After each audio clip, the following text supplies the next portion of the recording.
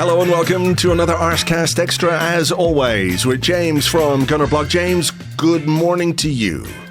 Good morning to you, Andrew. How are you today? I'm uninjured, which is, I think, rare at this particular, what's the word I'm looking for? Juncture. That's the word I was looking for. Throw in a juncture in the opening 20 seconds of a podcast. How about that? I'm uninjured. That's great. How are you? That's great. I'm good. I've just got back from holiday. Where were you? Anywhere nice? I went to France for a few days with the family. Okay. Truth be told, Andrew, I'd originally planned on going for a fortnight, but I felt a niggle early on. So you withdrew from the holiday. Lifting a suitcase, I just felt something, just clutched at a muscle and thought, best to get home for further assessment. Yes, I think. Medical assessment. We'll have to monitor your progress and see how you are for the weekend, I guess. So yeah, did you? I did have an Arsenal encounter on my way home. Okay, I got the Eurostar back from Paris, or as the train conductor insisted on calling it throughout. I think he called it the Pleasure Express or something like that. Anyway, hang on. Kept saying. I know. You know when you get a train conductor who's a bit like wacky, who's sort of auditioning for who thinks maybe they're going to be talent spotted over the tannoy. He's looking for a job at Euro Disney, something like that. Exactly. Well, he'd be perfect. I mean, and no stress on the Pleasure Express. He kept using that phrase. It doesn't sound like any stress. It sounds lovely. But as I disembarked at Lille, changed to come home on the train from Lille, who should be there shuffling along the platform but a tall, striking, handsome Frenchman. Okay. And my wife elbowed me and said, I think I recognise that man. And I said, number one, that alarms me. Number two, of course you do. It's none other than Olivier Giroud. Get the fuck out of here. Wow. Okay. In the flesh, in the beautiful flesh. Right. How's he looking? You know, he's obviously getting on in years, but does he still have that sort of aura around him? He does, yeah. 39 years young. Okay. Like me, actually. Christ, he looks better than me. We can say that much. And I sort of did a bit of, I didn't interrupt him. He was with his family. I didn't want to interrupt him and say anything. So I just sort of gawped at him and drooled within a few feet of his face. So respectfully. You just didn't respectfully drooled. Oi, Giroud! Is that you? Yeah. Oh, it is. It's you, Giroud. Remember that Monaco game where you missed 8 chances? No, so I sort of did a bit of Googling because I was like, I don't really know what he's up to. He's at Lille, of course. That would make a lot of sense, wouldn't it? You know? Yeah. He's back in Liga after a spell in America. How's it going? Have you, is he still banging them in, or is he sort of, just scoring the odd one here and there? The odd one here and there. I think he started 17 games and scored about half a dozen goals. Okay. Not a disastrous tally by any means. He's not in the French international squad any longer. Yeah. He retired, I think, in 2024, although he may go to the World Cup as a commentator, is the chat. Okay. He's yet to declare whether he will play on into what will be, I guess, his 41st year. Blimey. 2026. Yeah, I mean, it is kind of... Because Camille asked me, she was like, so when was he at Arsenal?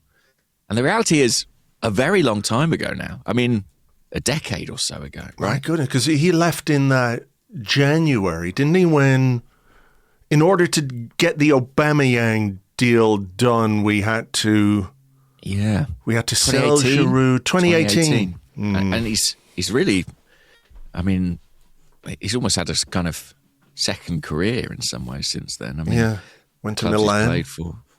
Went to Milan, went to America, went to that other place that we don't talk about. But yeah, it was good to see Olivier Giroud in the flesh. What a treat for me. All right, amazing.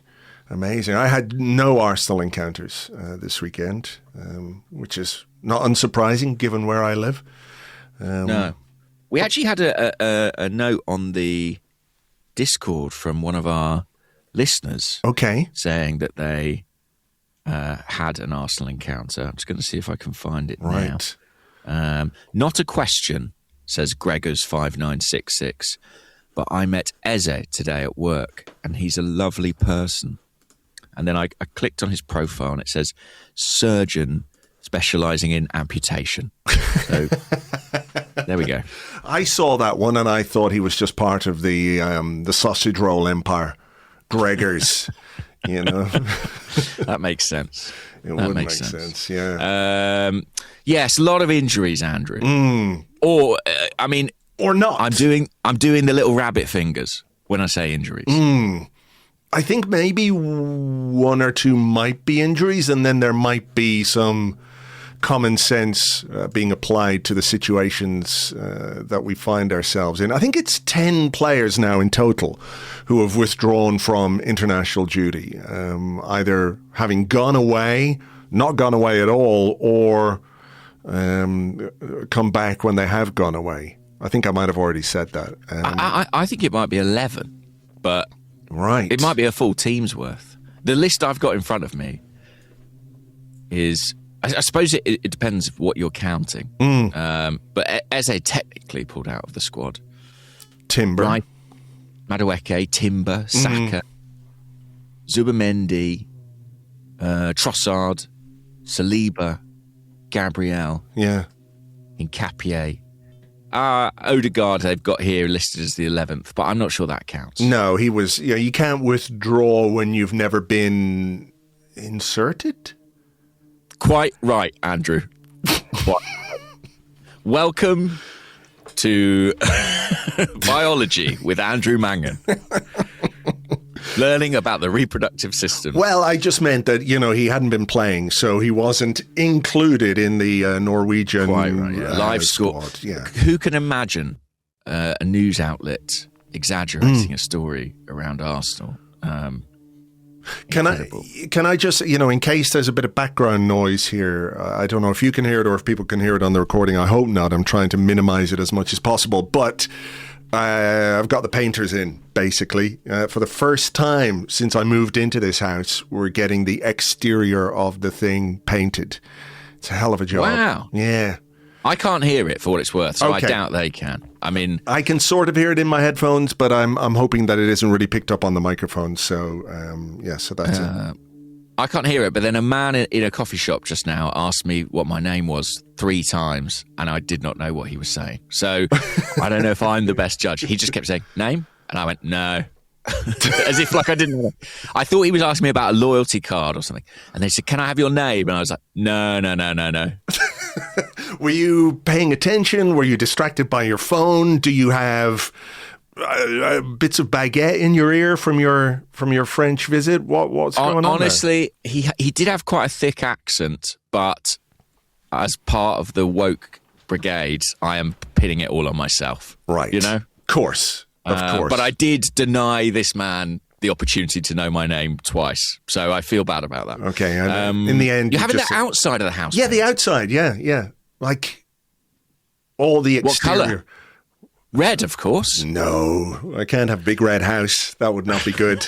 just white. But it's one of those where every time I come home, I look at the windowsills and the paint is sort of peeling off them, and I go, oh God, that looks terrible. I better get somebody in to do the painting. So I did a bit of Googling and found a guy called Tony Painting. Yeah. That's his thing. So Tony Painting and his crew are outside now doing the painting, basically. So it is a little bit noisy. I'm going to see a Tony later this afternoon.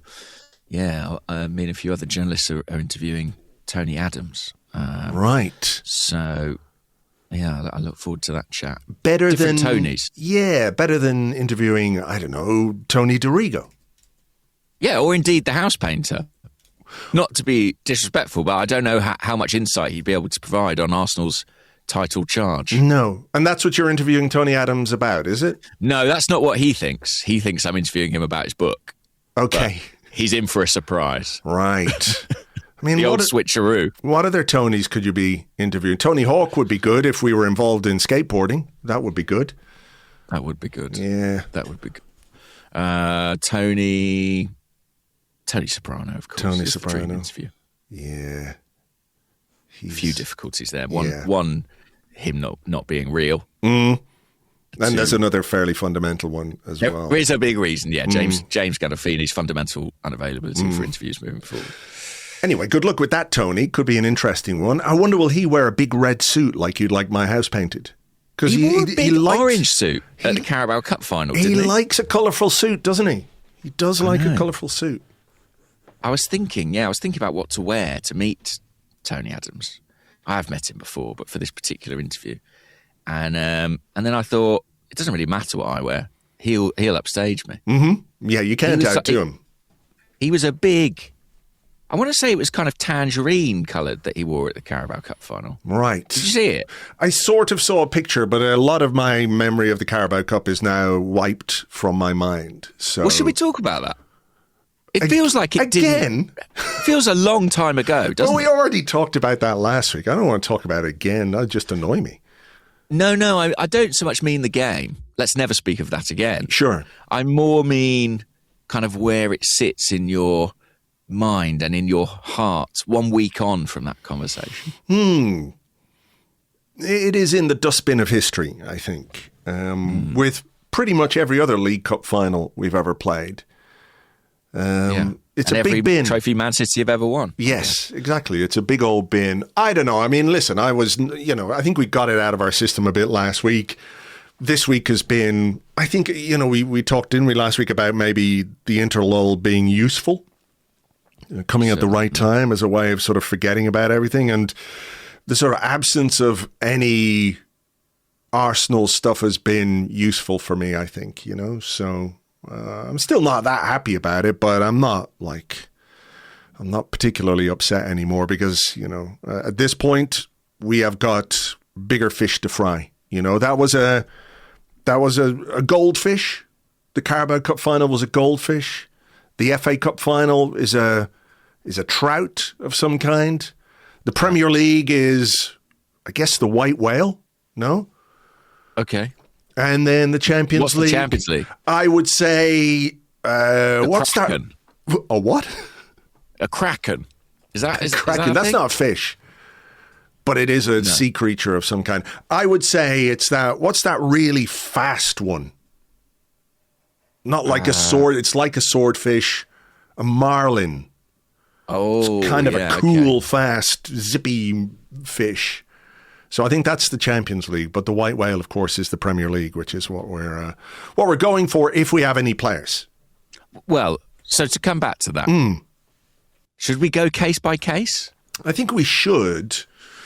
Because, well, listen, there was some bits and bobs going on over the course of this international break. Some Arsenal players involved in some important games and some Arsenal players involved in some not so important games and some Arsenal players not involved at all because of withdrawals or lack of insertion or whatever it might be. Shall we talk Viktor Gyokeres for a sec? Hat-trick for Sweden. Pretty decent. Pretty good. If you want to get him into the goal-scoring groove, that's a positive outcome for him and obviously for Sweden. Unless, of course, you subscribe to the belief that every striker has a finite number of goals, like women and eggs. And we are explaining a lot about the reproductive system today. I'm learning, I have to say, yes. Yeah. And it's like, how Gary Lineker would never score in the warm-up for fear of wasting his eggs. Yes. He was always what if Viktor Gyokeres has wasted his eggs? Has over-ovulated on international duty. You're just too fertile, Victor. And now he returns to us. But what if he's like a spent force? What if he's like a frog And he just goes like with loads of eggs, like loads of fucking eggs everywhere. Spawning everywhere. Yeah, exactly. This could be his frog era, you know? That's true. He was frog-like in Portugal. So, in terms of productivity. Yep. So fingers crossed. Anyway, listen, he was one of the guys who his games matter. Yes. One of the few. One of the few. And that means Sweden will take on Poland in the qualifying final or second round, whatever it is. Jakub Kiwior's Poland, by the way, who is technically still an Arsenal player despite being at Porto. That deal is yet to be official. So he's on loan there. Yeah. The other Arsenal players involved were Riccardo Calafiori for Italy. They beat Northern Ireland to face Bosnia and Herzegovina. And Christian Norgaard's Denmark will face Czechia after they beat the Republic of Ireland. Not a good World Cup week for the island of Ireland. No. Nor the British. Is there a name for like... Oh, don't. Let's not open this one up again.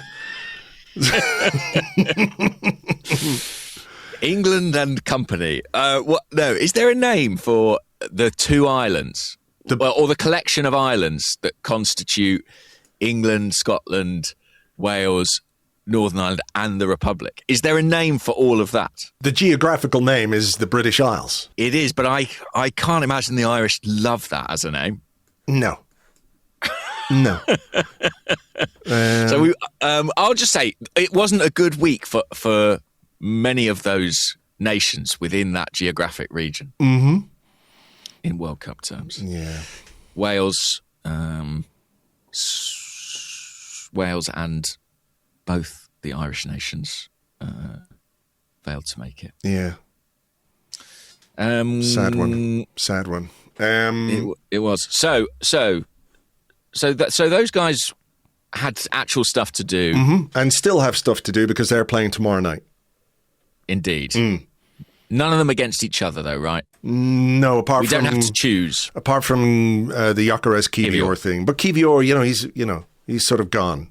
Mostly. My affections for Kiwior have been loaned out with a view to a permanent transfer. Yeah. I mean, this is, I think, like an interesting little thing as well, isn't it? You know, we're worried about injuries. Do you remember when Russia didn't qualify for the World Cup and Andrei Arshavin was so sad he couldn't run ever again, basically? Yes, he ate his feelings. We've all been there. He did. He sat down with a big load of Jammy Dodgers and Mr. Kipling's or whatever it was. And he was quite impacted by the fact that his country didn't make it to the World Cup. Do you worry that might be something Mikel Arteta has to deal with? You know, let's say if Italy lose, if Denmark lose. I mean, it's a bit less... Norgaard is a bit more peripheral, let's say, than Calafiori or Gyokeres have been, and is maybe a bit more experienced. But like if Sweden lose to Poland, if Italy lose to Bosnia and Herzegovina, is that something Mikel Arteta is going to have to contend with? You know, he's got Calafiori back. It'll be 3 World Cups in a row that Italy haven't qualified for. Or is it a case of like, well, unlucky lads, get your fucking head back in the game? Is that right? Would it be 3 World Cups in a row? Yeah. Wow, because, historically, of course, they're one of the great nations, aren't they, of international football? I think the Arshavin case is interesting. I think he's relatively unusual in quite how much it seemed to impact him. And when we consider why that might have been, he was a player who was coming off an extraordinary performance in the Euros and was kind of at the peak of his powers, was the sort of face of his nation in footballing terms, and I think understood sort of the significance to Russia of that World Cup potentially. So it was particularly painful for him. So if, like, for example, Calafiori and Italy don't make it, I'm sure he'll be sad, but at his age... there is a chance that Italy do eventually qualify for a World Cup again. Yes, his moment may come. Exactly. He may, get his international eggs flowing again. Exactly. Norgaard, I sort of think, as you sort of very politely suggested, I think Christian Norgaard's mood may not topple the dressing room. And Gyokeres would be the one that you would worry because he's so important to Sweden. Like, he is very much front and centre in their team, in their plans. He is the age. Yeah, sorry. Go on. Sorry, no, he was just saying he is the age, like peak age. It's his time. It's his year.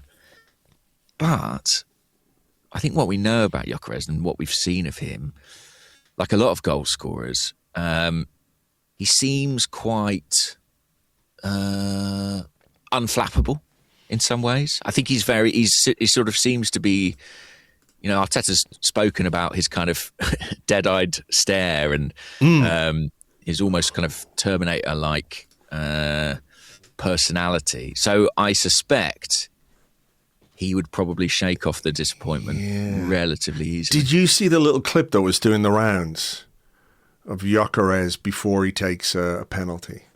Possibly not, actually. No, okay, I'll send this through to you. It's a GIF, so don't worry about sound or anything like that. I'll fire it through to your WhatsApp, and it's sort of him just before he's about to take the penalty, and he's sort of got this mad kind of grin on his face. Yeah. Which, tallies to what you're talking about there a little bit. Yeah, I think he's, he's that kind of character where you don't expect him to fluctuate too much between the highs and the lows. Would that be the right way of putting it? I don't think so. And actually, like, the secret of many goal scorers is that they just don't allow the previous chance, the previous miss, should we say, to affect them.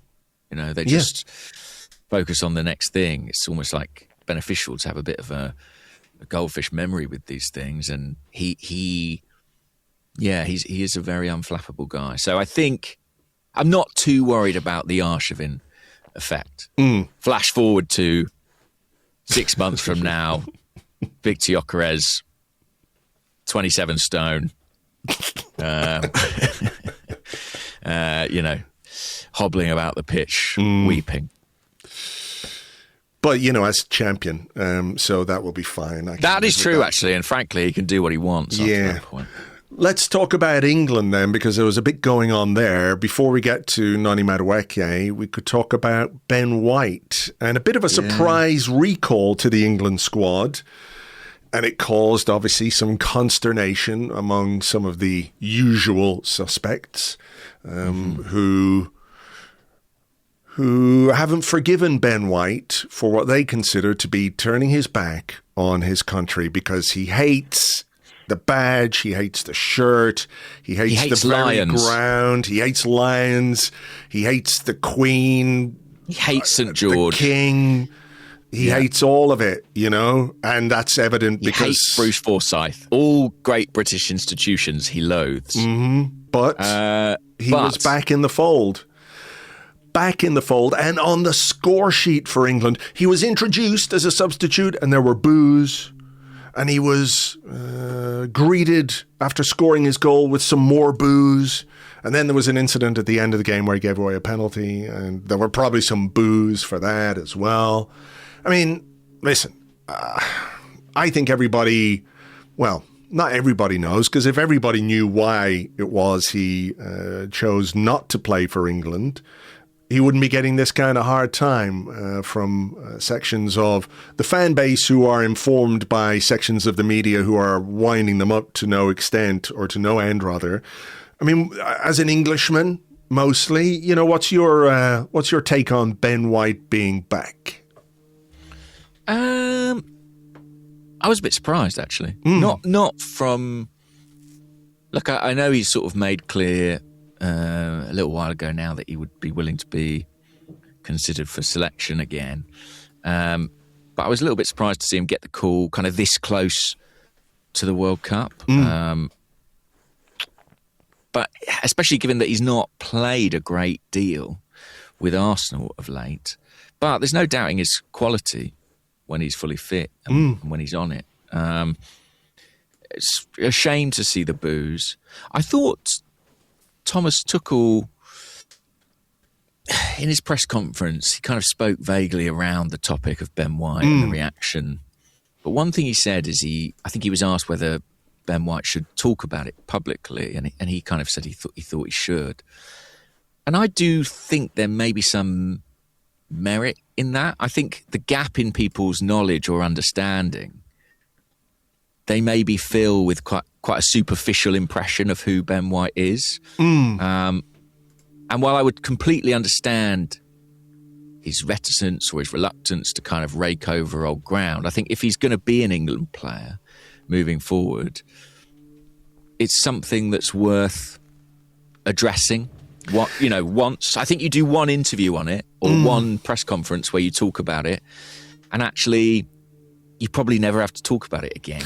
But it's just, you've dealt with it. Maybe as well, he doesn't feel like it's anyone's business, or he doesn't want to, as you say, rake up old, maybe drag up old stories and stuff. Like, is this a thing that will just happen forever now for Ben White, or is it just this one time that he's come back? I think Tuchel spoke quite well, actually, and he talked about, how he has the support and people deserve a second chance. He's not put a foot wrong. Some of the England players as well came out to back him. Like, is it just one of those things that needed to be got out of the way for the England fans, and then sort of everybody moves on?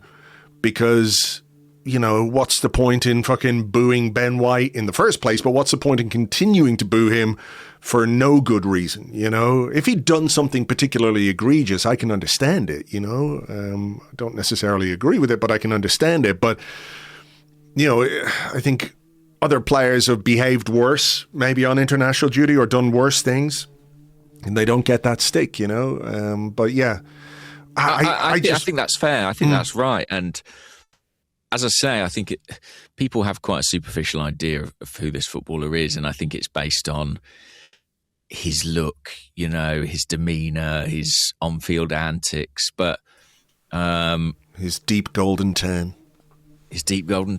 Yeah. And I think people probably make judgments around him based on that. And listen, maybe it's the journalist part of me that's like, just deal with it, just talk about it. But I think if he did, he'd be humanised, and people would maybe see his side of it a bit more. But he is quite reluctant generally to do that. He's not someone who is particularly forthcoming, and we've all seen him be interviewed, and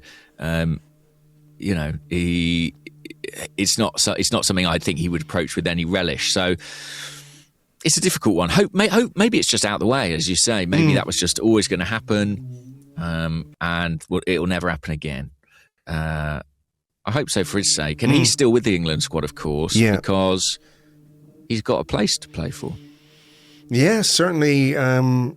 Certainly the door is ajar, at least for him, in terms of the World Cup, particularly as it looks like Tuchel is not on the Trent Alexander-Arnold train at all. So that's quite an interesting aspect of things. The other issue around England, of course, was the injury to Noni Madueke, who started the game the other night against Uruguay. Some pretty hefty tackles in this. There was one on Phil Foden, by the way. And look, obviously I don't want Man City to do well at all, but I thought it was just a disgraceful challenge on Phil Foden. Madueke picked up an injury, left the ground in a leg brace. And it was quite funny. I was sort of like, people on social media and people in comments and stuff going, well, hopefully it's just precautionary. And I was like, yeah, hopefully. But it's not a good look, is it, at all? When a guy goes out of the stadium in a knee brace, limping heavily, or a leg brace even. Like, even if it is precautionary, it doesn't look good. So I'm a bit worried about the Madueke one, and I do wonder to what extent you think the decision to let Declan Rice and Bukayo Saka go back to Arsenal, having joined up late with England, they've been sent back for medical assessments. Like, my glass half full thing is like, right, they're just being sensible, just common sense. We know all we need to know about Bukayo Saka and Declan Rice. They're going to be in the squad for the World Cup anyway. Let's just sort of, do the common sense thing, send them back. My glass half full view of this is like, Madueke is completely fucked. And if we send back another important Arsenal player injured, there's going to be fucking hell to pay.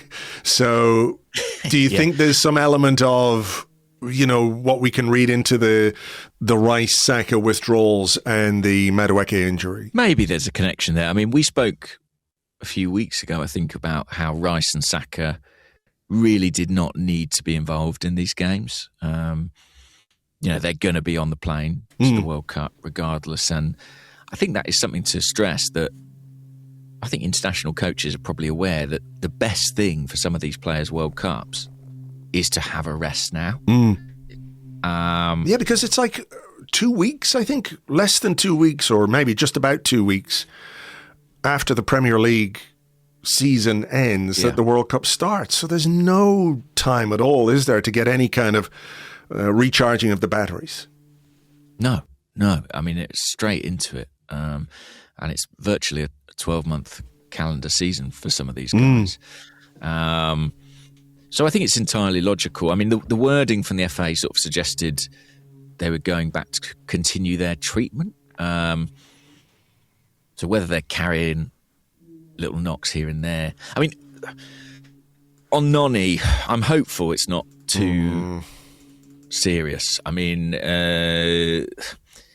we'll have to wait and see.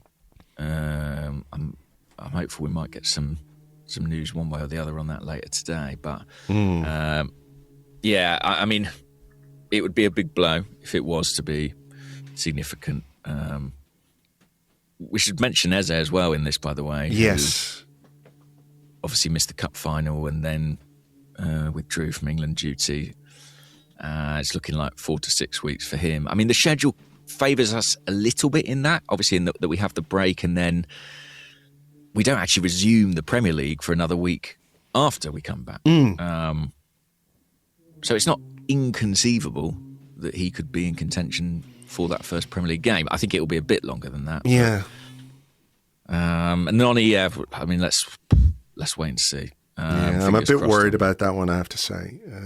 What, just from the way he went down, or from sort of all of it? Just the fact that he's in a leg brace, suggests that there's something there that they're concerned about. It's not typical to sort of leave a stadium in a leg brace if there's nothing wrong. No, that would, and Thomas Tuchel afterwards was quite very sad, I think he described himself as. But let's see. I haven't heard anything to suggest it's sort of like super long term. So fingers crossed. Fingers crossed. Who else? Martin Zubimendi has returned. Yeah. I mean, just on these, because like the wording seems to be around someone like Zubimendi or Rice or Saka. There's kind of the implication of them carrying something or some kind of injury. To what extent do you think it's just the case that come April, or we're April tomorrow, pretty much every player is nursing something? Well, I'll put it to you like this. I played a game of five-a-side on Friday. Sure. And I hurt a lot. Yeah. Now, listen, don't be offended, Andrew. But I'm going to venture that your conditioning and also your kind of recovery strategies may not be up there with an elite Premier League football. I would not argue with that at all. Okay. I think that's a fair thing to say. I'm a football journalist, Andrew. What can I say? You just get to the heart of the matter straight away. No messing around. But I would say if I had played 50 games of five-a-side over the last, whatever number of weeks or months it is, probably I would be, nursing some little ache or strain or niggle along the way, which, I think is inevitable, isn't it? Every player is playing through some kind of discomfort. I don't know how many times you've heard it said, that no player is ever 100% fit 100% of the time, you know. So I think it is, particularly for Zubimendi as well. You know, he's played the most outfield minutes for Arsenal this season. And, if he's got some discomfort in his knee, I guess that's sort of inevitable, but hopefully it's manageable rather than it being something that happened while he was away with Spain. I think he came on the other night for Rodri, played about 15 minutes or so for Spain in their game. So I don't know if it is something that he's been managing or if it is just a case that something happened in training or in that game. I don't know, but I'm obviously very hopeful or hoping that it is just precautionary. It is just common sense being applied here. Because he's, you know, even if he's not been at the level that he was earlier in the season, he's still absolutely vital to this team because of the absences that we have in central midfield. And he needs a rest more than most, I would say, at this point in time, given how much football he's played and just looking at his performances. I think you can almost see it. Yeah. Who does that leave? I mean, Hincapié, that one, that looks like a legit injury to me. Mm-hmm. I say that without any kind of supporting knowledge, but if you look at kind of how it happened, he went down. He seemed to be in pain. He was substituted. Those aren't great signs. No. When a player is sort of chasing back and then sort of pulls up and slumps to the ground and then gets substituted straight away, I don't think that's, as some people have suggested, it's Mikel Arteta doing an Alex Ferguson and sort of taking all the players back because, you know, he's putting his foot down. I think that looks like an injury to me. Again, though, we'll have to wait and see and just hope that it's nothing too serious. Mm-hmm. And pray for Calafiori tomorrow night. Well, absolutely. Get the rosary beads out. Mm. And that leaves Trossard, I think. That's not a surprise, really, is it? He hasn't looked 100% for the last number of weeks anyway. He has been playing through stuff. Didn't he come off quite early in the FA Cup game? Was it at Mansfield? Yeah. He came off. I do think it's sort of one of the great unknown stories of Premier League football, really, is like how the lengths that some of these players go to be out on that pitch, and the degree to which they are playing with discomfort or injections or whatever's required ultimately. That's not to say that Arsenal are kind of taking liberties, but I do think we see a player in the starting 11 and we make the assumption he's fit, but it's rarely as black and white. Yeah. But, you know, you're looking then at the Interlull as a way of, you know, I think, you know, for example, Gabriel and Saliba, I feel like they're sort of absences, and I don't want to tempt fate or anything like that, but it felt to me like their absences were like, come on, you don't need these guys. Yeah. Do you think there is an element of Mikel Arteta coordinating that? That's certainly kind of the accusation, isn't it, from the usual places. Well, I think any manager is entitled, when you're heading towards the business end of the season, if you've got players who don't need to play in particular games. You know, there's no... I mean, listen, I looked at the France team the other day. They played... Was it Brazil? Because Martinelli played. Brazil. Yeah. I looked at the France team and it was like Mbappe and fucking all the big names in there. And I'm like, geez, you know... those guys, not a bad squad they've got. They don't really need to be playing in these fixtures, but...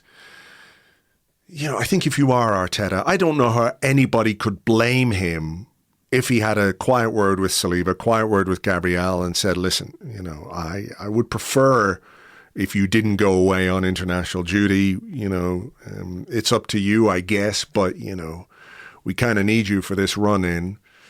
I mean, it feels like some of the national coaches have been a bit more amenable to those kinds of withdrawals, you know. But, you know, it is a list when you look at it all laid out and all the players. It is a worryingly big list. And I don't think all of them are just like, hey, yeah, we're going to keep him back. Don't worry about it. Everything's hunky-dory. I mean, there's a chance maybe to get Martin Odegaard back as well after the international break. So that would be an addition to the squad, wouldn't it? Yeah. Which would be very, very welcome. That would be big, I think, particularly in that part of the pitch where we are light of options, and we are going to be without Eberechi for sure when we resume football. We are going to be without Mikel Merino still. Mm-hmm. So that would be a big boost. I'm trying to think if there's anyone else who could actually come back to us in a better state than Christian Mosquera made his full debut for Spain, which is good for him. Yeah, step forward in his career, yeah. Max Dowman played almost 90 minutes for the England under-19s. Myles and Ethan played for the England under-21s. They drew 1-1 with Andorra. It's not a great result, though. That's pretty, I mean, with all due respect, that's pretty terrible. The big question is, did Myles play left-back? Or was he finally unleashed? Midfield. In the midfield, where everybody wants to see Myles. They do, yeah. I mean, we had, again, questions about that. Well, we should probably wait to do those questions rather than do it now. Okay. I mean, I already know what I'm going to say, but that's fine. That's okay. I'm just trying to think then. Yeah, so it's really just a case of whoever's still involved. So it's going to be Calafiori, Norgaard, Gyokeres, Havertz. He's away with Germany. He played basically an hour, I think, for Germany. They played against Switzerland and won 4-3.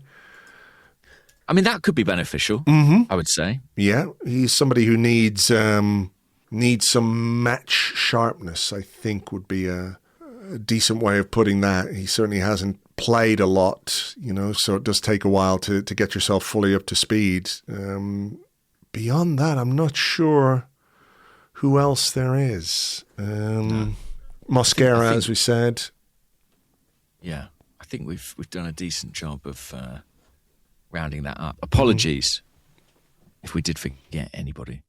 Who did we forget? No, I don't think so. Yeah. No, I think we've gone through everybody. David Raya, of course. You mentioned. Yeah, Martinelli played. David Raya away. I wonder will he play tonight? He didn't play in the game against Serbia. So he could well play against Egypt in a friendly tomorrow. So they've got good keepers, Spain. They've got good keepers. But as I keep saying, this Unai Simon character must be bloody good. Yeah. If he's number one. Who's he play for? Athletic Bilbao, isn't it? Athletic Club? Yeah. Maybe so, yes. But yeah, he must be bloody good because in David Raya, in the fellow we tried to sign, who's at Barca now. Joan Garcia. Yes. They've got some very good keepers. Well, we'll see what happens. That's an interesting question, isn't it, by the way? That sort of sliding doors thing of if we'd bought Joan Garcia, what would have happened with our goalkeeping position? We would have won the Carabao Cup. That's what would have happened. Yeah. Perhaps so. All right. I think we'll take a little break here because we've done as much as we can with all the nothing that's been happening and all the lack of information that we have around those injuries. So we'll take a little break here. We'll come back with your questions and more in part 2 right after this.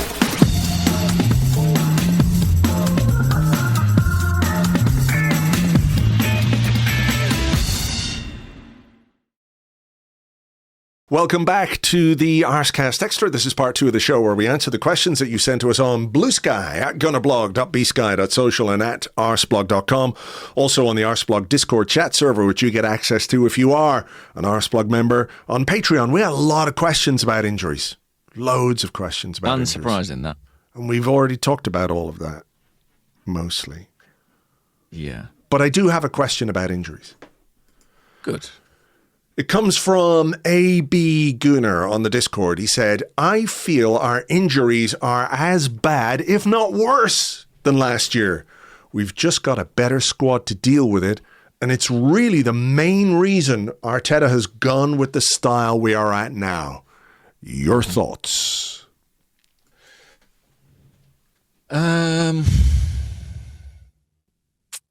Tuned out then, Andrew. Ask me again. Right. Basically, he said we've got worse injuries than last year. Yeah. But we're better at dealing with those injuries because we've got a bigger squad. But the injuries are still why we're playing the way we're playing this season. Do you want me to repeat that? I can do it again. I just don't understand the contention that the injuries are why we're playing the way we're playing. I obviously I understand that statement, but I don't understand what the supposed correlation is. We can't let, to borrow a phrase, the handbrake off. Right, because if we let the handbrake off, the wheels will fall off. Sort of, or we'll crash into a wall or something, Yeah. I mean, I think the injuries have impacted the way we're playing more so in the lack of continuity that we've had. The lack of relationships, maybe, in the attacking part of the pitch. It has felt like it's been difficult for us to build chemistry in the attacking third because the names on the team sheet keep changing, sometimes via rotation, but often enforced. If you think about the players we've been without for long periods. I do think that sort of every Arteta summer feels like a correction in some respects, and the story of last season was injuries. That was the reason we didn't achieve our aims primarily, and the remedy was to have a much bigger, deeper squad. And you have to say that's worked. I mean, as much as we might complain about, a lack of chemistry or a lack of relationships, we have been able to withstand a lot of injuries without it becoming defining for us. And we would not have been able to do that in previous years. So you have to commend the strategy, really, because it appears to be about to pay off. But yeah, in terms of the style point, I'm not sure. Yeah, I'm not sure I quite see it in terms of. I don't think injuries are what inhibit us. I don't quite see that. Do you think this is Mikel Arteta's ideal style of football? Do you think this is like what he absolutely 100% wants, or do you? Like, I always remember him talking about how he wants to make, the 300,000 passes and he wants to score, hundreds of goals, all those kinds of things. Yeah. I mean, I get like conversations around how we play and the way we score some goals, etc., and maybe the football not being as entertaining as it might be or could be. But I also don't necessarily think it's completely by design. I think there are elements of how we play and the way we set up that are deliberate, right? We make ourselves very difficult to play against, and we make games difficult for the opposition. I think we tend to look at things from our perspective all the time. It's like, how does it feel to watch Arsenal play like this, rather than like, how does it feel to play against Arsenal, So I do think there are elements of that, but I also kind of think that there are things that Arteta would like his team to do better in an ideal world, particularly in the final third, where, if you go through the list of players that we have for those positions, nobody has been brilliant, really. Players have had little spells here or there, but nobody's really performed consistently well. And certainly no three players, let's say, have performed consistently well together, So, yeah, I don't quite know how to explain it, but I don't believe that Mikel Arteta, I think he wants to make life hard for the opposition. He wants to strangle games and control them. But I also think he would like a little more efficiency in the attack. I do think to some extent injuries, particularly to someone like Martin Odegaard, have played a part in that. So you sort of not become a bit more conservative, but it becomes more difficult to play in that expansive way when you don't have players like that. And I think that's something we've said before, maybe the technical level could be improved in certain areas of the pitch. Yeah, I think you touch on a really interesting question there, which is this the way Mikel Arteta wants to play or the way he feels he has to play? I've thought about asking him about this, actually. I often think back to an interview he gave in, I think it was 2014, to Arsenal's official website, where he spoke about the kind of manager he wanted to be in the future, his coaching philosophy. And he said, I'll have absolutely everyone 120% committed. That's the first thing. If not, you don't play for me. When it's time to work, it's time to work. And when it's time to have fun, then I'm the first one to do it. But that commitment is vital. And I think we recognise that. Yes. I mean that's, yeah. It's interesting. That's the first thing he said. And I think that holds true today. But then he said, then I want the football to be expressive, entertaining. I cannot have a concept of football where everything is based on the opposition.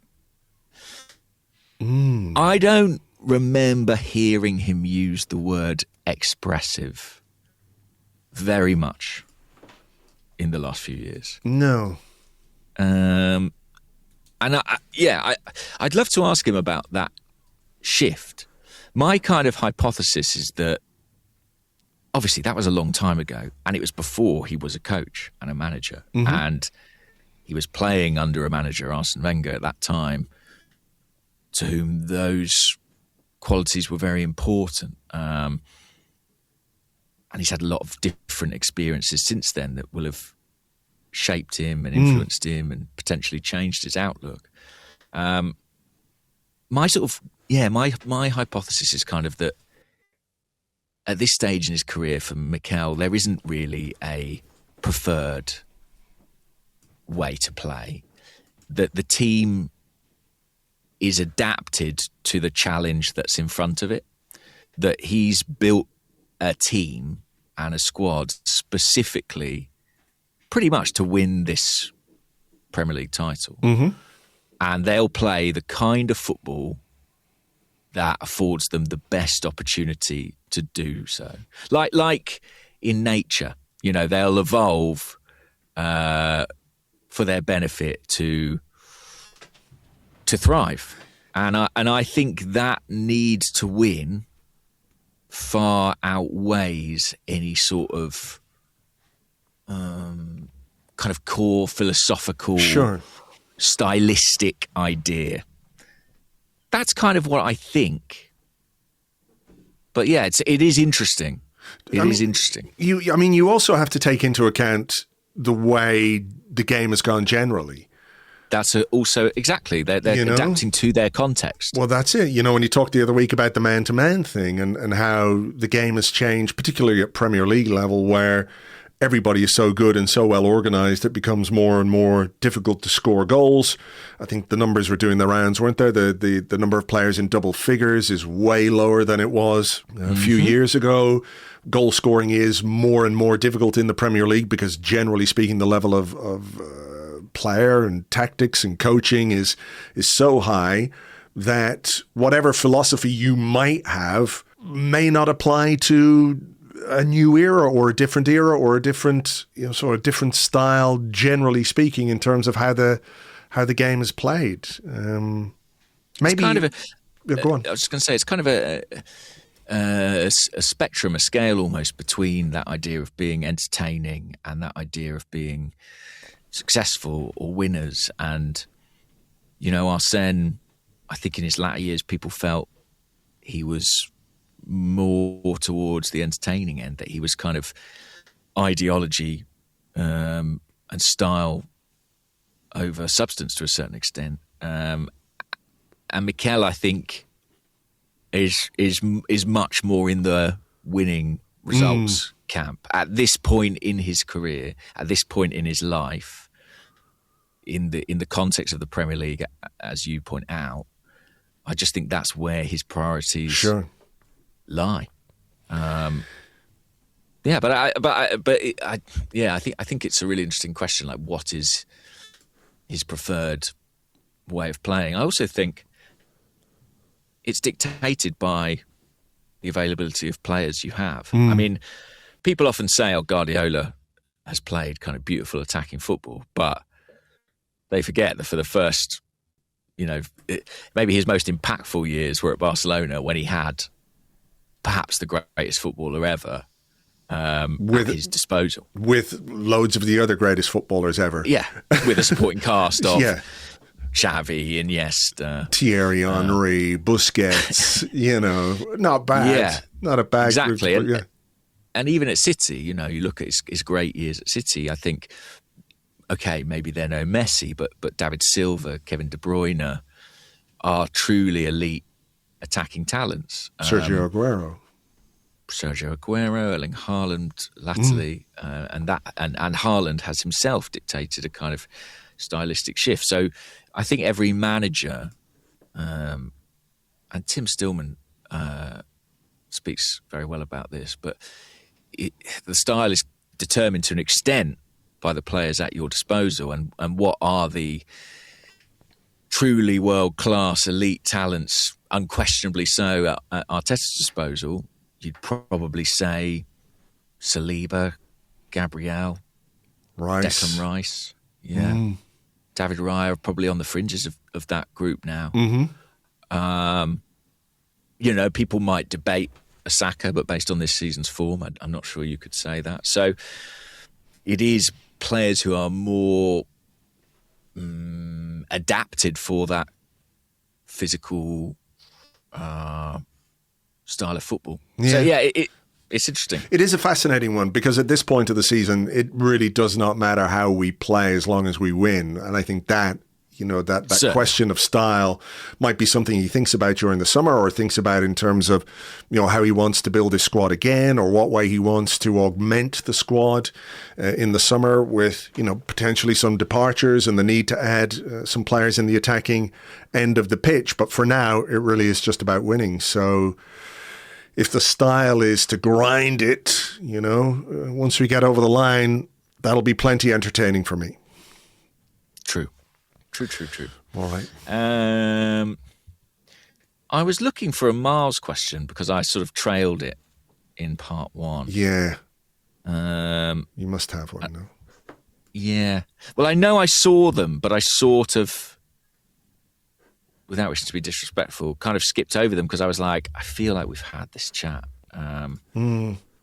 Okay, I've got one. Shatner's bassoon. Okay. Morning, gents. Given the injury situation, what do you think are the chances of seeing MLS in midfield at some point over the next few weeks? And if we do, does this show Arteta has a blind spot about the importance of trying new things earlier in the season when the stakes are a little lower? Well,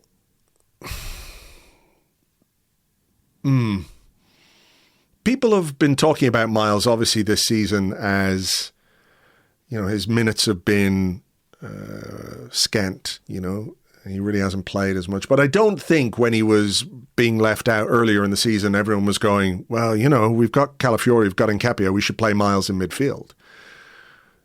I don't remember any clamour for Myles Lewis-Skelly in midfield earlier in the season. There's chat about it now because we don't have Marino, we don't have Eze, Odegaard's been out injured, and we don't know what the story is with Zubimendi, but I think the discourse around him has been, that he does maybe need a bit of a rest, but we haven't been able to. So people have been talking about Myles as an option and talking about Christian Norgaard as options for certain games to take some minutes out of those two. I have to say I would be a bit surprised to see Myles in midfield, but then again, there is a game certainly on Saturday where that might be an option, depending on the fitness of certain players and depending on how strong Mikel Arteta wants to go with his team for an FA Cup game away to Southampton. But I would be surprised, we talked about Calafiori, or Nketiah rather, looking like he's got an injury. So it might be a case that Myles is needed at left back. If they're managing Calafiori through whatever little bit of pain he had that he talked about pre-going away with Italy, and fingers crossed he comes back in good shape. But maybe you need Myles at left back as well. I think that's a really good point. I mean, if Calafiori... If Nketiah is out for any length of time, you can bet that Mikel Arteta will want Calafiori for probably the Champions League game and the Premier League game in the week that follows. So maybe Myles ends up playing at left back at Southampton. If he doesn't, I'm trying to think. Have we got any other? Have we got anyone else who can play left back? That's the first time I've ever asked that question about an Arsenal squad in recent years. Yeah, we've had such a collection of left backs. Do we have anyone who can play at left back? There's a fucking line of left backs around the block. That queue of guys over there. I suppose Jurriën Timber could. He could. But yeah, because I was thinking, I think the Myles in midfield idea, I don't think it's going to happen in a big game. And I think the question about the timing of it is relevant. I think it's not a time in the season to experiment, particularly. And although Myles has played a lot of football in midfield, at first team level, certainly at Premier League level, it would be something of an experiment.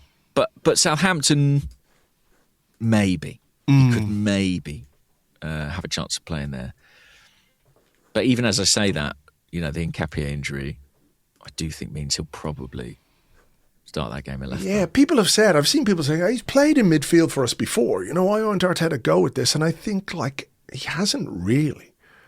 He's maybe been there once or twice towards the end of a game. I don't think he's ever started a game in midfield, but a couple of sub-appearances, and that's he was due to start, wasn't he, earlier in the season, and then... Was it the Villa game? Or there was a game where he was picked in midfield, but then... it was the FA Cup game, I think. And then Saka withdrew from the warm-up. And he went back into left-back. So, I don't really see it happening. Unless there's no other option. That's kind of the only way I can really see it happening. And if there's no other option, then I'm slightly worried. So I'm looking at Transfermarkt, and of his 66 first-team appearances for Arsenal, 64 of those have come at left-back, and there's it says one appearance in defensive midfield. So I think that tells you something. Yeah, I don't see it happening. I wouldn't be adverse to it earlier in the season or in different context, but I'm not sure I see it. Irma Fernandez asked, by the way, for blogs, did you have any emotional investment in Ireland potentially making the World Cup? Of course. Yeah. I was watching the game the other night, and I remember Italia 90 very, very well, and that was just tremendous fun.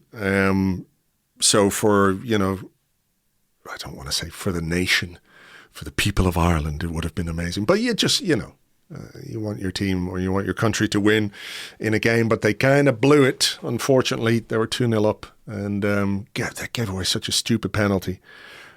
Seconds after going 2-0 up, I think that was kind of a pivotal moment, and there were some poor penalties in the shootout. Now they have to play a game which I felt was a bit cruel.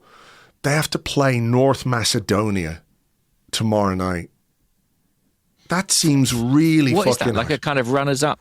Yeah, because I think it was Denmark who beat North Macedonia. It was. So if Ireland had won, we'd have played Denmark in the playoff final. But because both these teams lost, they now have to play a friendly, I think it's at Lansdowne Road on Tuesday evening. I mean, that just seems like a waste of everybody's fucking time and energy. Just let both teams go off and be sad, and let the fans of those teams, deal with defeat and the fact that they're not going to go to the World Cup, and just leave it be. There's no point. People talk about like the schedule and the fixtures, and I get it. There's playoffs, but you don't need to play like this nothing game. There's no, like, what is the point of that? I don't know. I don't know. Yeah, either. That's crazy. That feels really dumb. And I presume all the other losing teams I presume Northern Ireland have to play a game against somebody as well. I don't know. A party atmosphere for that one. Well, here's an Arsenal question. Okay. From Det3403, and they say, do you feel like the best version of Arsenal involves inverting the left back? I feel like when Calafiori, or to a lesser extent, Myles, move into midfield, it helps transition us from defence to attack. I also feel like it brings more control to our game. Nketiah is a great player, but one-dimensional in attack. I mean, I think there is something in that, Like, I think in the first half of the season, we played better than we have done in the second half of the season, right? Yeah. And the absence of Calafiori might well be part of that. I can see why that would be part of that. I also think I've said to you here before, though, as well, that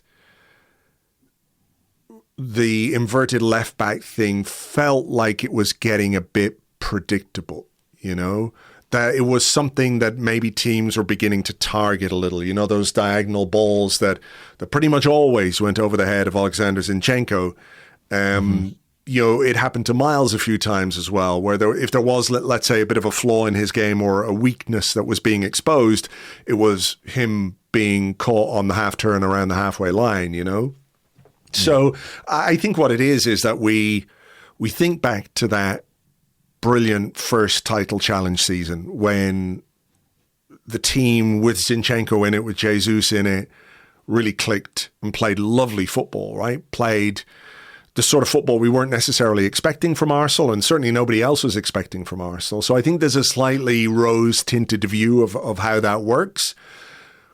Personal preference for me as a player, if I want someone to defend, if I need to defend, if we're 2-0 up and we want to put Nketiah on, I think that's a great left back and a great defensive substitution to make. If I'm starting a game that I want Arsenal to try and win, I would pick Calafiori over Nketiah for the way he plays, But I don't necessarily think it's entirely to do with the inverted left back. Does that make sense? It does, yeah. I was just thinking that I think there is a relationship between Arsenal moving away from the inverted left back and the adoption of the double pivot in midfield. Yeah. Because previously the left back was kind of, in possession, was the second player in that pivot. Whether it was Zinchenko or Calafiori, it was them who would step in next to... I guess it would have been Thomas Partey in Zinchenko's time, or Zubimendi in the first part of this season. I must say I thought Calafiori or an inverting left back was missed in our most recent game in the Carabao Cup final. I think it would have given us opportunities and options when it came to build up and playing out. We were a bit static and a bit predictable in our own half in that game. And we kind of needed the joker, the wild card, to open it up. And yes, game state was a factor, but I think when Calafiori came on, you saw a bit of that. I have a feeling that Calafiori is going to, if he can stay fit, reassert himself in the first team over the coming weeks. Obviously, the Nketiah injury would guarantee that, but I thought that prior to Nketiah's injury as well, that we had sort of developed a way of playing with Nketiah building up a bit of rhythm and understanding, and by the way, putting in some really outstanding individual performances as well, not just defensively, but with attacking contributions too. But I do think that stylistically, I think we look... I think we have a little bit more fluency and unpredictability when we have Calafiori in the team. And my gut says that between now and the end of the season, he might sort of re-emerge as the first choice left back. Right. But he's got to stay fit.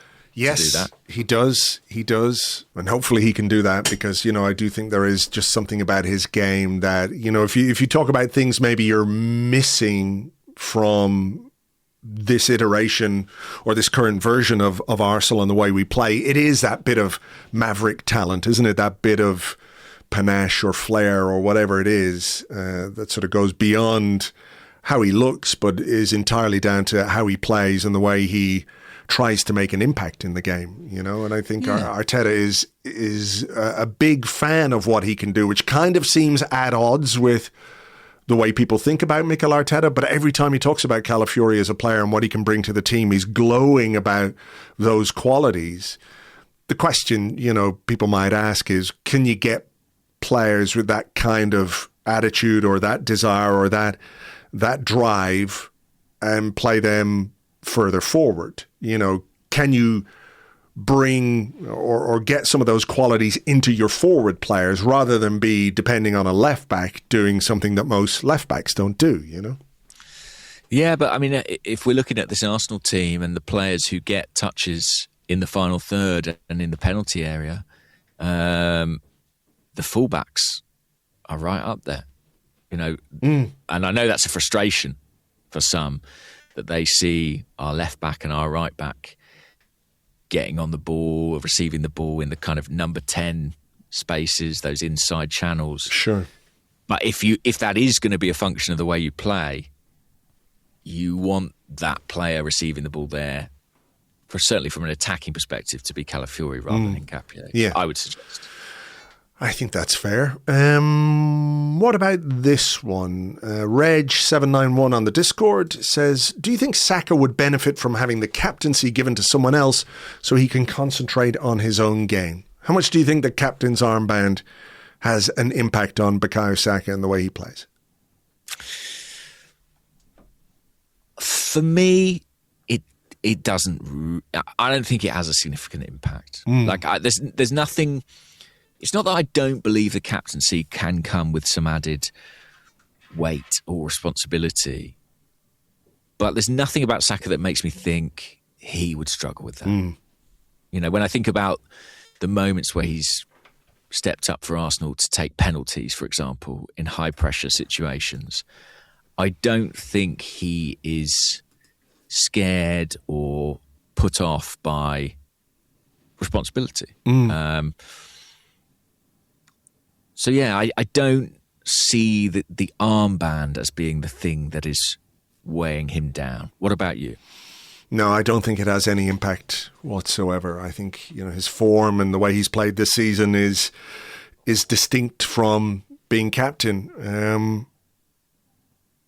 I think it's interesting that he's captain. I think I find it interesting that when Martin Odegaard is out, that Saka is wearing the armband over Declan Rice, for example, or maybe like a Gabriel. I can see some logic to it, I think, in that. Oh, me too. Yeah. The sort of high-profile England international. I think I would, if I were a manager, I'd certainly be looking at that not as a way to butter up the referees or anything like that. But as we know, and I've seen in the past, the benefit of being an England international, or maybe indeed the England captain, and wearing, and how referees then deal with things that you do on the pitch, maybe there's something in that. I don't know. That's an interesting thought, yeah.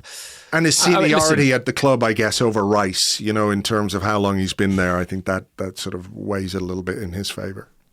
Totally. And I'm not saying it's wrong for Saka to be captain in that situation. I'm just saying there is a debate you could have about that.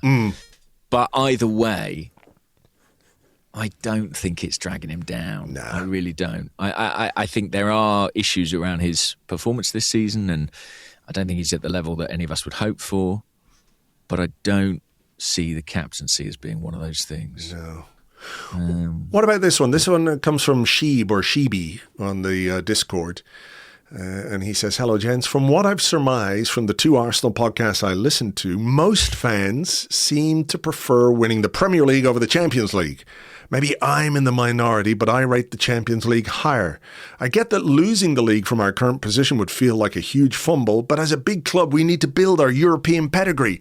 A Champions League win, especially with this draw, would be massive. Interested to hear your thoughts on this.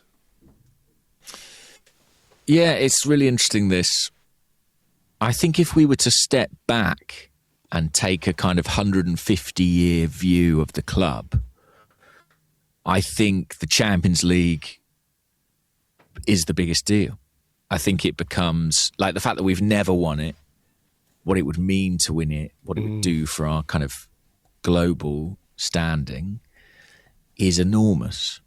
But I think when we zoom in a bit and we really study the kind of context of where we're at and what's come before in recent years, I do think the Premier League in the moment will feel bigger. And I think it may vary individual to individual, as the question suggests. But I remember, I think it was after we dropped points at Wolves, I remember saying on here, and I remember it got a from you. But I think I remember saying, like, it made me realise that the Premier League is the one this year.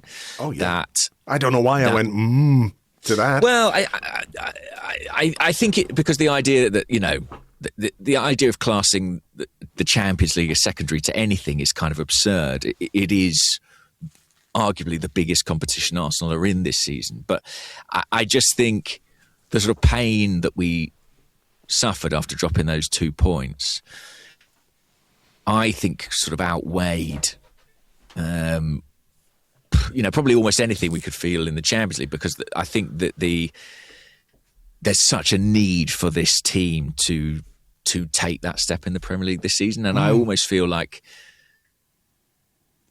we have a great opportunity to win the Champions League, but it can also wait. Whereas I feel like if the Premier League doesn't happen, I feel like there is a risk or a jeopardy that the project starts to fall apart a little. Maybe. I think that's exactly it. I think at this point, where we are right now in the season and the way the league table looks, the damage of not winning the league would be incalculable. You know, I think it would do huge damage psychologically to the team, to the manager, to the fans, you know, and their belief in this team and its ability to go the distance and win big trophies, even if we were to go and win the Champions League. I think not winning the league this season, right now, where we are, would be something of a disaster, to be honest. And I think if you are looking at what would benefit the club and the team most, it's winning the league for me, 100%. 100 times out of 100. You know, I know what people might say about we've never won the Champions League and it would be like it's overdue. And I agree with that. But I like, if you were to say right now, what would hurt more, not winning the league or not winning the Champions League? Not winning the league for me would be by far the most painful way for this season to end up, you know? Like, I'm not saying I'd be happy if we go out of the Champions League. Again, all of that depends on, you know, context and how it happens and all that kind of stuff. But like, for me, anything on top of the Premier League this season is a bonus. It's just a bit of icing on the cake. And I think, you know, for the players, for everyone, I think it is the league, you know? I think I agree. All but right. Listen, we've got a good draw in the Champions League, and so Mikel Arteta certainly won't be choosing between the two at this stage. No, not at all. I mean, there was another question about sort of Premier League adjacent. Ash Richards 90 on the Discord said, hypothetical question for you. Rumours around Manchester City getting a mass points deduction are circulating. Do you want that this season or next? I'm not sure what would be funnier, Spurs going down or City. Like, where do you stand on, like, the idea that if Arsenal win the league this season and Man City get a points deduction, it comes with some kind of an asterisk? Does that bother you in the slightest?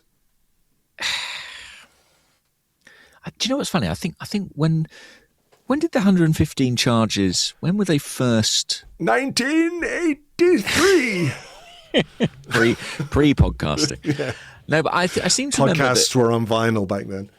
Maybe it was... We were certainly in the title race at the time when the news dropped that these charges would be aimed at Manchester City. And I seem to recall that way back when we were a bit like, we want to beat them on our own terms. I think that might have been just you. Maybe that was just me. But that was a long time ago. 3 second place finishes ago, yeah. Yeah, well, very possibly. Very possibly. And I think at this point in time, I don't really care. I sort of think, I kind of think if they're found to have been cheating for many years, let them be punished. Yeah, like Chelsea were with a £10 million fine. That'll show them. That'll teach them. Won't be doing that again. Yeah, there is a sort of interesting question, isn't there, around sort of taking them out of a title race in which they're kind of already second favourites, you know. Would it be more valuable to us and more fair to apply it in next season, for example? I don't know. I think Arsenal fans, again, it's that word context, but I think Arsenal fans right now at this point would say, hit them with the points deduction. Yeah, get that. And big we'll enjoy a sticker. nice. Yeah, exactly. We'll enjoy a nice, relaxed run in and can focus on the Champions League. Yeah, I'm on board. I'm on board. Like, I do not give a fuck if Man City are deducted points, and people say, "Oh yeah, well, you only won the league because they were deducted points." Fuck off. We won the league. I'll just get a big fucking tattoo of an asterisk if we win the league. The asterisk will not be against our league title this season. It would be against the ones we lost, the previous Man City titles. Yeah, for sure. That's the way it should be. But no, I don't care. I don't really think anything is going to happen between now and the end of the season as well. We get these rumours all the time about a decision about to be made, and then nothing happens. So I kind of feel like it'll be that, but like, just for the record, if they did get deducted points, I couldn't give a fuck.